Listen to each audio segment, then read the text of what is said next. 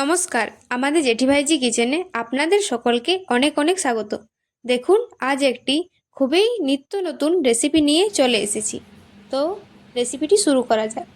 আজ একটি একদম বাঙালি স্টাইলে মাশরুমের রেসিপি করে আমরা দেখাবো। তার জন্য মাশরুমগুলিকে প্রথমেই ধুয়ে নেব এবং খুব ভালোভাবে ছোট ছোট করে কেটে নেব। আপনারা চাইলে মাশরুমগুলিকে ছোট ছোট করে না কেটে বড় করেও কেটে নিতে পারেন।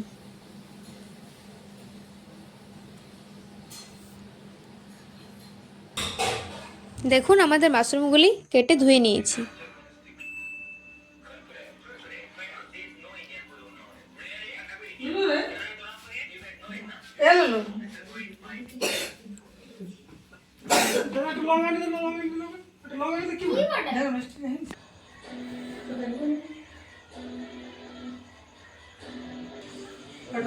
রান্নাটি করার জন্য আদা রসুন বাটা, পেঁয়াজ কুচি, কিছু গরম মশলা, কাঁচা লঙ্কা এবং টমেটো কেটে নিয়েছি এবং কিছু আলুও খুব ভালোভাবে কেটে সিদ্ধ করে নিয়েছি। এরপর আলুগুলোকে একটু তেলের মধ্যে ভেজে নেব।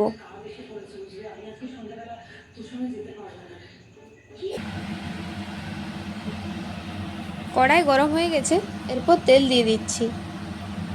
তেলটা খুব গরম হতে হবে, না হলে আলুগুলো কিন্তু কড়াইয়ের মধ্যে সব লেগে যাবে।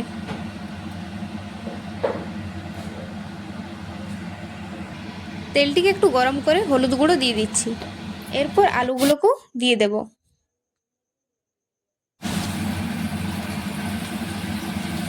এরপর আস্তে আস্তে আলুগুলোকে ভাজতে থাকবো। আপনারা এই রেসিপিটির মধ্যে আলু ব্যবহার না করলেও হবে, আমাদের পছন্দ তাই আমরা আলু ব্যবহার করছি। এটা একদম একটি অপশনাল ব্যাপার।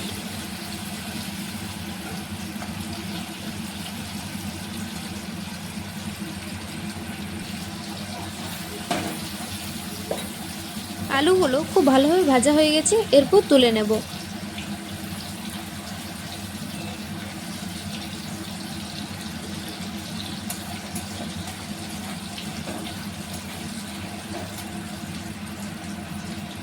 কড়াইয়ের মধ্যে আবার কিছুটা তেল দিয়ে এরপর সমস্ত গরম মশলাগুলো দিয়ে দেব এবং তার সাথে শুকনো লঙ্কা এবং জিরে ফোড়নও দিয়েছি। সব কিছুকে খুব ভালোভাবে লো ফ্লেমে ভাজতে হবে, তাহলে দেখবেন গরম মশলার মধ্যে একটি খুব দারুণ ফ্লেভার থাকে, সেটি কিন্তু আসবে। এরপর কেটে রাখা পেঁয়াজগুলিও দিয়ে দিচ্ছি। পেঁয়াজগুলি দিয়েও কিছুক্ষণ ভাজতে থাকবো।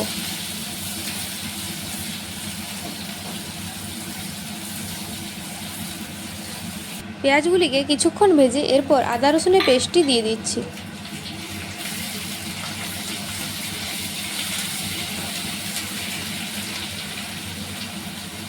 আদা রসুনটা একটু ভেজে এরপর হলুদ গুঁড়ো দিয়ে দিচ্ছি।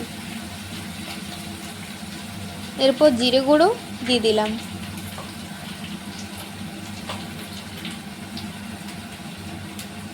এবং সামান্য কিছুটা লঙ্কার গুঁড়ো দিয়ে দিচ্ছি। আপনারা আপনাদের পছন্দ মতো ঝাল দেবেন। এরপর কিছুটা জল দিয়ে খুব ভালোভাবে ভাজতে থাকবো।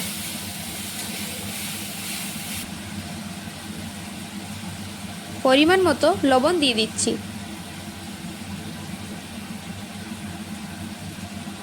এরপর কেটে রাখা টমেটোগুলো দিয়ে দিচ্ছি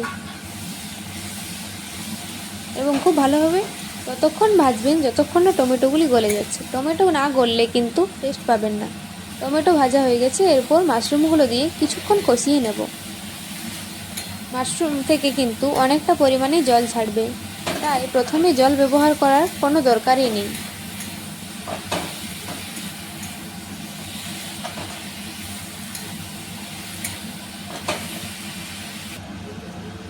দেখুন মাশরুম থেকে কতটা পরিমাণে জল বার হয়েছে।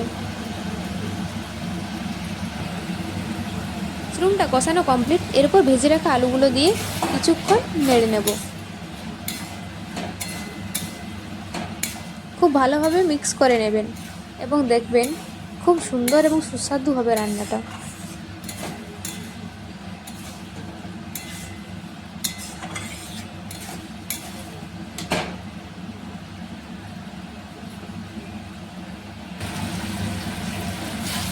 মাশরুম থেকে যে জলটা বার হয়েছিল সেটি শুকিয়ে গেছে।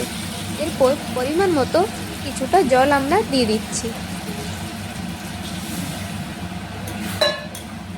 জলটা দিয়ে আবার কিছুক্ষণ ফোটাবো, তারপর লাস্টে গরম মশলা দিয়ে নামিয়ে নেব।